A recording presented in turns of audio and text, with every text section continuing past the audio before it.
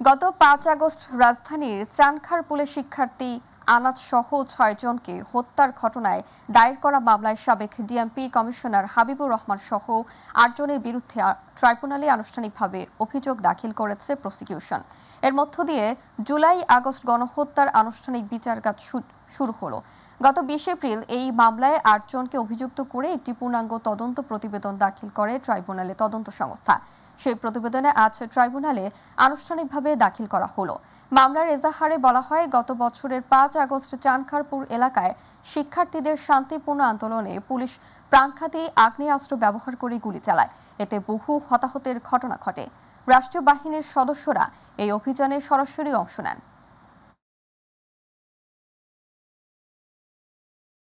তথ্য উপাত্ত পর্যালোচনা করে বিজ্ঞ চিফ প্রসিকিউটর আজকে ট্রাইব্যুনালে প্রথম ফরমাল চার্জ দাখিল করলেন। এই ফরমাল চার্জ দাখিলের পরে এটি ট্রাইব্যুনালে শুনানির জন্য উপস্থাপন করা হবে। ট্রাইব্যুনাল আইন অনুযায়ী যথাযথ আদেশ প্রদান করবেন বলে আমরা আশা করছি। আজ আরও কয়েকটি রাজনৈতিক দলের সঙ্গে বৈঠক করবেন প্রধান উপদেষ্টা ডক্টর মোহাম্মদ ইউনূস।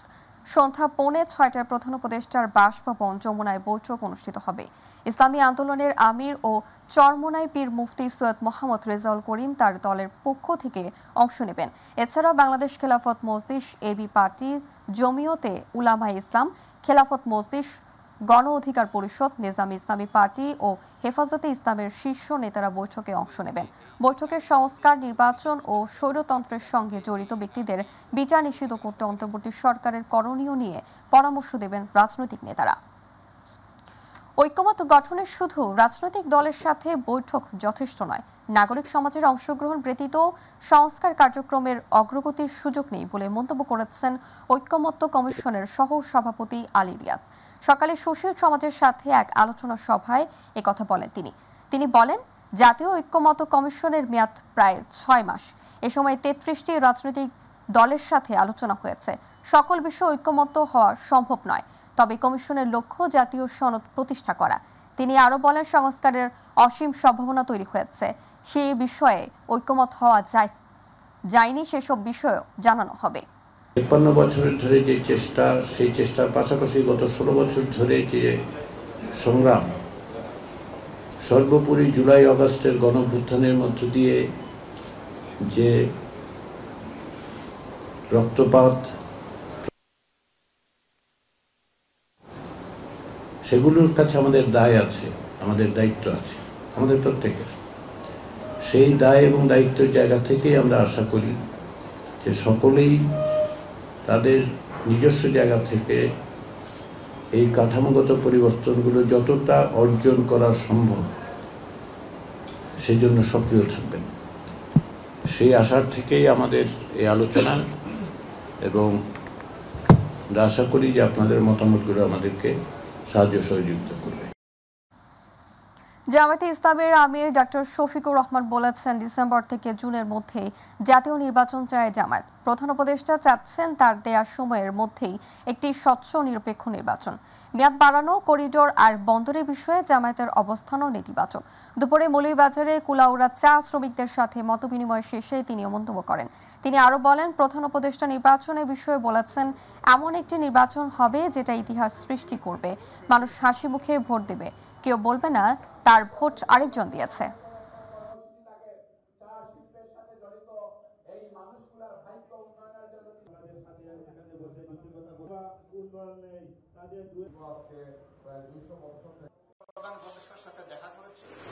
আমরা বলেছি যে আপনি বলেছেন আপনি একজন মর্যাদাবান মানুষ, সম্মানিত মানুষ, আপনাকে আমরাই সবাই সমর্থন দিয়ে এই মহান দায়িত্ব আপনার উপরে দিয়েছে। আপনি বলেছেন এই বছরের ডিসেম্বর থেকে আগামী বছরের জুন, এর ভিতরে আপনি নির্বাচন দিবেন। তিনি বলেছেন যে আমি আমার কথায় শক্ত আছি এবং সেই নির্বাচন আপনারা পাবেন। তবে আমি চাচ্ছি এমন একটা নির্বাচন যেটা ইতিহাস সৃষ্টি করবে এবং যেখানে প্রত্যেকটি মানুষ ভোট দিয়ে হাসি মুখে বের হবে, গিয়ে দেখবে না যে তার ভোট আরেকজন দিয়ে ফেলেছে, গিয়ে দেখবে না মাস্তানরা দখল করে আছে, গিয়ে দেখবে না কালো টাকা তাদের ভোট নিয়ে গেছে, এটা দেখবে না। বিএনপির স্থায়ী কমিটির সদস্য ডক্টর এম জাহিদ হোসেন বলেছেন, অন্তর্বর্তী সরকার সহ রাষ্ট্রীয় বিভিন্ন গুরুত্বপূর্ণ জায়গায় অনেক দোসর বহাল তবিয়তে বসে আছেন। 10 মাসও চলে গেলেও তাদের কোনো বিচার হয়নি। তিনি বলেন, ষড়যন্ত্র করে ডক্টর ইউনূসকে কিভাবে জনগণের কাছ থেকে দূরে রাখা যায় সে চেষ্টা করছে সেই সব উপদেষ্টারা। ঢাকা রিপোর্টার্স ইউনিটে স্বাধীনতা ও সার্বভৌমত্ব সুরক্ষায় রাজনৈতিক দলের করণীয় শীর্ষক আলোচনা সভায় তিনি এসব কথা বলেন।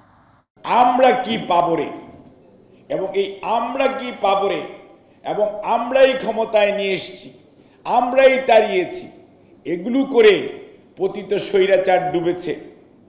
তাদের উত্তরাধিকারকে যদি পতনের জন্য কেউ দায়ী হয়, আগামী দিনের ঐতিহাসিকরা ইতিহাস লিখবে, ওই রাজনৈতিক দলটি দায়ী থাকবে যারা ইতিহাসের বীরদেরকে দলীয়করণ করতে চেয়েছে। বিএনপির সিনিয়র যুগ্ম মহাসচিব রুহুল কবির রিজভী বলেছেন, অন্তর্বর্তী সরকারের বৈশিষ্ট্য নিরপেক্ষ হতে হবে। কোনো দলকে প্রতিষ্ঠিত করার দায়িত্ব অন্তর্বর্তী সরকারের নয়। জাতীয় কবি কাজী নজরুল ইসলামের 126তম জন্ম জয়ন্তীতে ঢাকা বিশ্ববিদ্যালয়ের কবি কাজী নজরুল ইসলামের সমাধিতে শ্রদ্ধা নিবেদন শেষে তিনি একথা বলেন। এ সময় প্রয়োজনীয় সংস্কার সম্পন্ন করে দ্রুত নির্বাচন দেওয়ার দাবিও জানান রিজভী। আজকে বুড়িগঙ্গা কেন ড্রেন, আজকে শীতলক্ষা কেন ড্রেন, আজকে আমরা বিষাক্ত নিঃশ্বাস কেন নিতে হচ্ছে? উনি এই দায়িত্ব পালনের পর এমন কিছু ড্রাইভ উনি দেখাননি, এমন কিছু উদ্যোগ তিনি নেননি যে পরিবেশ সংরক্ষণ বা পরিবেশ দূষণমুক্ত করার জন্য যে কোনো পদক্ষেপ যেটা পরবর্তী সরকার গ্রহণ করবে, সেই ধরনের তো আমরা কোনো পদক্ষেপ আমরা তার কোনো কর্মকাণ্ডের মধ্যে দেখিনি। চট্টগ্রামে পথসভা করেছেন এনসিপির দক্ষিণাঞ্চলের মুখ্য সংগঠক হাসনাত আব্দুল্লাহ ও কেন্দ্রীয় যুগ্ম সদস্য সচিব ডক্টর তাসনিম জারা। সকাল 9টা থেকে দক্ষিণ চট্টগ্রামের 8 উপজেলায় এই পথসভা শুরু করেন তারা। সকাল 9টায় কর্ণফুলী উপজেলার মৈজারটেক থেকে শুরু হয় এই কর্মসূচি। এ সময় হাসনাত আব্দুল্লাহ বলেন, অতীতের সব অনাচার দূর করে নতুন বৈষম্যহীন বাংলাদেশ করতে চায় এনসিপি। পুলিশ ও প্রশাসনকে যেন আর লাঠিয়াল বাহিনী হিসেবে ব্যবহার না হতে হয় সেই উদ্যোগ নেওয়া ও বাংলাদেশের আকাঙ্ক্ষা বাস্তবায়ন হয় এমন সংবিধান তৈরি করতে হবে বলেও জানান হাসনাত আব্দুল্লাহ। ছাত্র 2 জন উপদেষ্টা রয়েছে, তারা গণঅভ্যুত্থানের তারাও প্রতিনিধি হিসেবে সেখানে রয়েছে। সুতরাং এই বিষয়টিকে প্রাধান্য দিয়ে তাদের যেন সম্মানহানি না হয় এবং প্রতিনিয়ত যেভাবে তাদেরকে এনসিপির সাথে অ্যালাইন করা হচ্ছে, আমরা সেই বিষয়টি নিন্দা জানিয়েছি। আধুনিক প্রযুক্তি ব্যবহার করে জরিপ পরিচালনার মাধ্যমে নির্ভুল ভূমি রেকর্ড প্রস্তুতের কাজ শুরু হয়েছে। ভূমি মন্ত্রণালয়ে 3 দিন ব্যাপী ভূমি মেলার উদ্বোধনী অনুষ্ঠানে মন্তব্য করেন প্রধান উপদেষ্টা ডক্টর মোহাম্মদ ইউনূস। এই ভূমি ব্যবস্থাপনাকে ডিজিটালাইজ করে জনবান্ধব করার উদ্যোগ নেওয়া হয়েছে বলে জানান তিনি। অনুষ্ঠানে যোগ দিয়ে ভূমি উপদেষ্টা ডক্টর আলী ইমাম বলেন, ভূমি মন্ত্রণালয়ের মাঠ পর্যায়ের কর্মকর্তাদের জানগণ ইতিবাচক হিসেবে দেখলে ধীরে ধীরে সমস্যা কমে আসবে। অনুষ্ঠানে উপস্থিত ছিলেন প্রধান উপদেষ্টার বিশেষ সহকারী ফয়েজ আহমেদ তৈয়াব।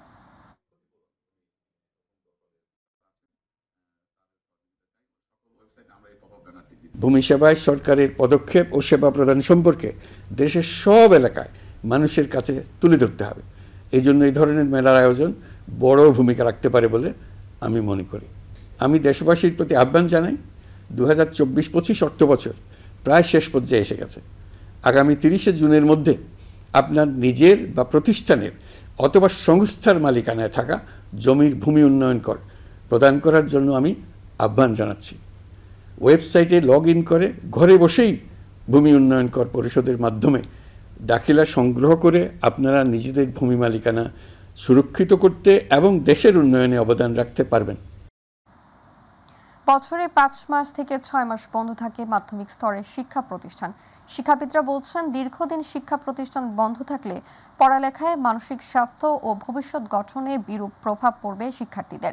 এমনকি অতিরিক্ত বন্ধের ফলে শিক্ষার্থীদের কেউ কেউ অপরাধমূলক কর্মেও জড়িয়ে পড়ে।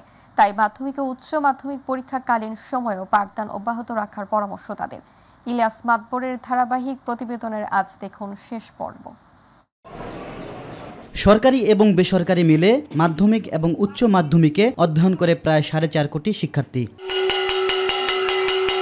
দেশের মাধ্যমিক পর্যায়ে প্রায় 20,000 শিক্ষা প্রতিষ্ঠান 12 মাসের মধ্যে 5 মাসই বন্ধ থাকছে। এছাড়া এসএসসি ও এইচএসসি কেন্দ্র থাকা প্রতিষ্ঠানগুলো আরও বেশি সময় বন্ধ থাকায় শিক্ষাদান ব্যাহত হচ্ছে। ফলে বন্ধের সময় সন্তানদের শিক্ষাদান নিয়ে বিপাকে পড়ে অভিভাবকরা। অবশ্যই প্রভাব পড়ে, বাসায় তো পড়েই না, স্কুল থাকলে তো রেগুলার পড়া হয়। বাসায় তেমন একটা পড়ালেখা করতে চায় না। বাচ্চারা তো বাসায় পড়ালেখা করতে চায় না, স্কুলে আসলে একটা রেগুলার একটা রুটিনের মধ্যে থাকে, সবকিছু একটা রুটিন থাকে। যদিও নিজস্ব ব্যবস্থাপনায় বেসরকারি কোনো প্রতিষ্ঠান পাঠদান অব্যাহত রাখছে। এসএসসি পরীক্ষা যখন শুরু হয়েছে তখন থেকেই আমরা ক্লাস, আমাদের মাননীয় অধ্যক্ষ মহোদয়ের নির্দেশক্রমে আমরা ক্লাস চালু করেছি এবং আমরা এর বিনিময়ে 1 পয়সাও কোনো ফি নেওয়া হয় না। প্রতিষ্ঠান প্রধানরা চাইলে ছুটি জট কাটিয়ে ওঠা সম্ভব বলে মনে করেন সরকারি মাধ্যমিক স্কুলের অবসরপ্রাপ্ত এই শিক্ষক। এসএসসি কিংবা এসএসসি পরীক্ষার মধ্যে একটা দীর্ঘ সময় যখন স্কুল বন্ধ থাকে, তো তখন যদি সুযোগ হয়, সরকারি প্রতিষ্ঠান যদি মনে করে যে আমি আমার একটা পরীক্ষা শেষ, 2টা থেকে আমি 2-3 ঘন্টার জন্য একটা সময় নিয়ে আমি ছাত্রদেরকে সময় দিতে পারি বা ক্লাস নিতে পারি, সেটা অনেক প্রতিষ্ঠানগুলো তার নিজ দায়িত্বে করতে পারে। পাবলিক পরীক্ষা চলাকালীনও পাঠদান অব্যাহত রাখা সম্ভব বলে মনে করেন শিক্ষাবিদরা। অতিরিক্ত বন্ধ থাকার কারণে এই স্কুলের শিক্ষার্থীদের একটা অংশ নানা ধরনের অপরাধের সাথে জড়িয়ে পড়ে। স্কুলের যে স্বাভাবিক কার্যক্রম সেটা শেষ হওয়ার পরে এই রুটিনটা শুরু হয়, অর্থাৎ আপনি 2টা বা 3টা থেকে আপনি পরীক্ষা নেন বা 2টা থেকে নেন, তাহলে তো আর আমার স্কুলের স্বাভাবিক কার্যক্রম বন্ধ রাখতে হয় না। আসলেই বাংলাদেশের মতো বন্ধ পৃথিবীর কোথাও আছে কিনা আমার জানা নাই, জন্য আমাদেরকে বিকল্প চিন্তা করতে হবে, বন্ধ কমাতে হবে। এতে করে তো আমাদের জাতি অলস হয়ে যাচ্ছে। পরীক্ষা যখন হয় তখন তো বিদ্যালয়, কলেজ, মাদ্রাসা বন্ধ থাকে। পরীক্ষাটা যদি সকালে নেয় তাহলে বিকালে ক্লাসগুলো নিতে পারে। শিক্ষার্থীদের মমত্ব দিয়ে গড়ে তুলতে ছুটি জট কমিয়ে আনার পরামর্শ সবার। ইলিয়াস মাদবর, মাই টিভি, ঢাকা। আজ জাতীয় কবি কাজী নজরুল ইসলামের 126তম জন্মবার্ষিকী। বিভিন্ন আন্দোলন সংগ্রামের অগ্নিঝরা লেখক কবি কাজী নজরুল ইসলাম সাহিত্যের গোড়া থেকে শেষ পর্যন্ত দেখতে চেয়েছিলেন সমাজ পরিবর্তন। তিনি সমাজ পরিবর্তন না দেখতে পারলেও তার প্রেরণা বাঙালি জাতিকে করবে সবসময় উজ্জীবিত। আরও জানাচ্ছেন জাহিদ আহমেদ বাবু।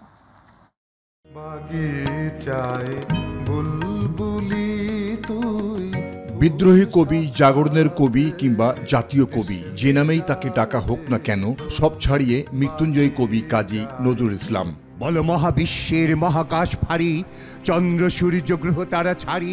বিংশ শতাব্দীর অন্যতম বাঙালি কবি, উপন্যাসিক, নাট্যকার, সঙ্গীতজ্ঞ এবং দার্শনিক, যিনি বাংলা কাব্যে অগ্রণী ভূমিকা রাখার পাশাপাশি প্রগতিশীল প্রণোদনার জন্য সর্বাধিক পরিচিত।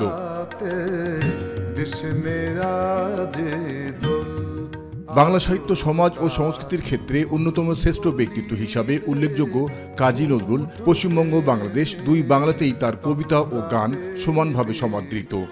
নাই দেশ কাল পাত্রের ভেদ, অভেদ ধর্ম জাতি। কবি নজরুলের কবিতায় বিদ্রোহী দৃষ্টিভঙ্গির কারণেই তাকে আখ্যায়িত করা হয়েছে বিদ্রোহী কবি নামে, যার মূল বিষয়বস্তু ছিল মানুষের উপর মানুষের অত্যাচার, সামাজিক অনাচার এবং শোষণের বিরুদ্ধে সোচ্চার প্রতিবাদ।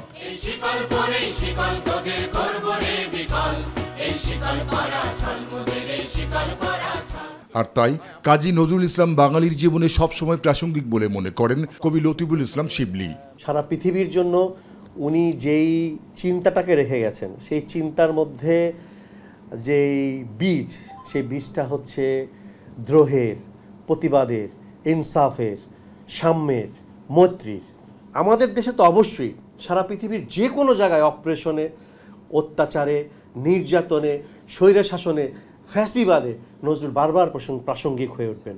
কেবল বাঙালি জীবনেই নয়, অধিকার আদায় ও বৈষম্যহীন সমাজ প্রতিষ্ঠার ক্ষেত্রে জাতীয় কবি নজরুল গোটা বিশ্বের জাগরণের কবি বলেও মনে করেন তিনি। যে নজরুল শুধু আমাদের জাতীয় জীবনের জন্যই না, আমরা সৌভাগ্যবান যে আমরা আমাদের ভাষায় তাকে পেয়েছি, আমরা সৌভাগ্যবান যে আমরা আমাদের মাটিতে তাকে পেয়েছি, আমাদের অঞ্চলে তাকে পেয়েছি। কিন্তু নজরুল বেসিক্যালি আমার এই ক্ষুদ্র জ্ঞানে যেটা মনে হয়, নজরুল সারা বিশ্বের। সুতরাং বিশ্বকবি বলতে আমরা যেমন রবীন্দ্রনাথকে বুঝি, বিশ্বকবি বলতে আমরা নজরুলকেও বুঝি।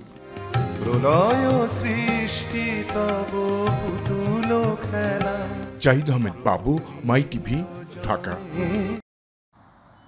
জাতীয় কবি কাজী নজরুল ইসলামের লেখনী থেকে শিক্ষা নিয়ে শান্তির সপক্ষে অহিংস্র নীতি অবলম্বন করা জরুরি বলে মন্তব্য করেছেন বিভিন্ন রাজনৈতিক সংগঠনের নেতারা। তারা জানান, দেশকে সামনের দিকে এগিয়ে নিতে কবি নজরুলের সংগ্রামী জীবন আদর্শ নতুন প্রজন্মের মাঝে ছড়িয়ে দিতে হবে। ঢাকা বিশ্ববিদ্যালয়ের কেন্দ্রীয় মসজিদ সংলগ্ন কবি নজরুল ইসলামের জন্মবার্ষিকীতে কবির সমাধিতে ফুল দিয়ে শ্রদ্ধা জানিয়ে তারা এসব কথা বলেন। জাহিদ আহমেদ বাবু রিপোর্ট।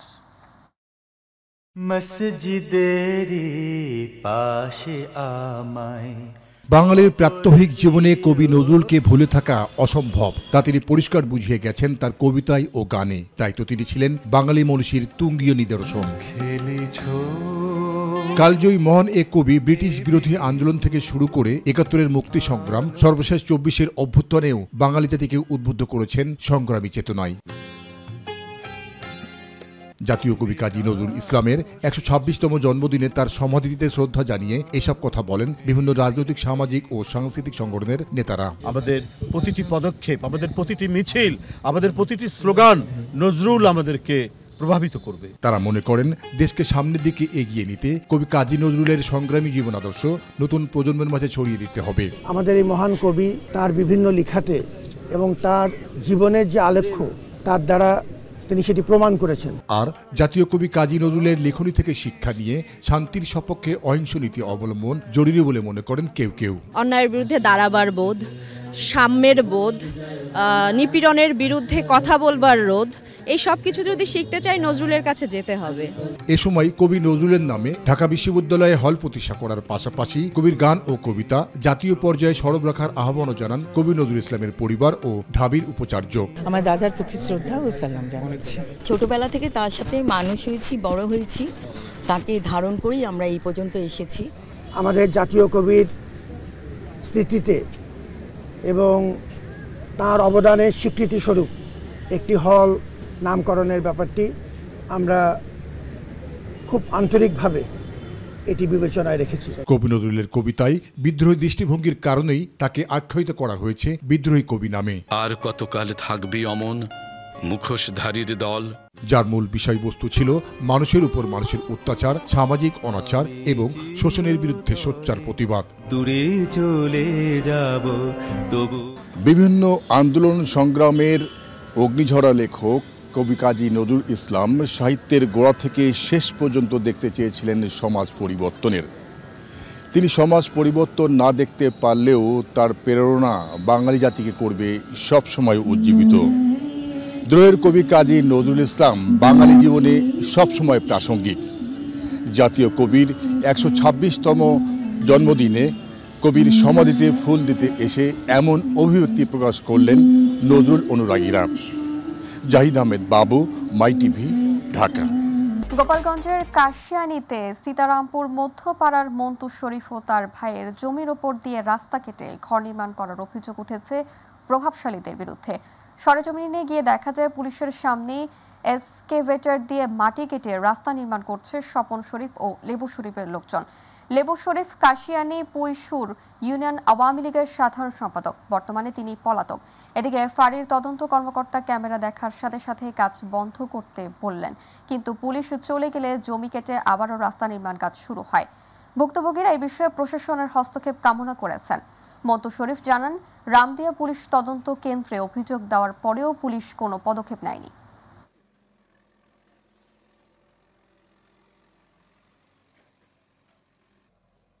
আমার বাপের কালে জায়গা, সেই জায়গা ও জোর করে মাটি কেটে নিয়ে যাচ্ছে, রাস্তা কাটিয়ে লাগছে।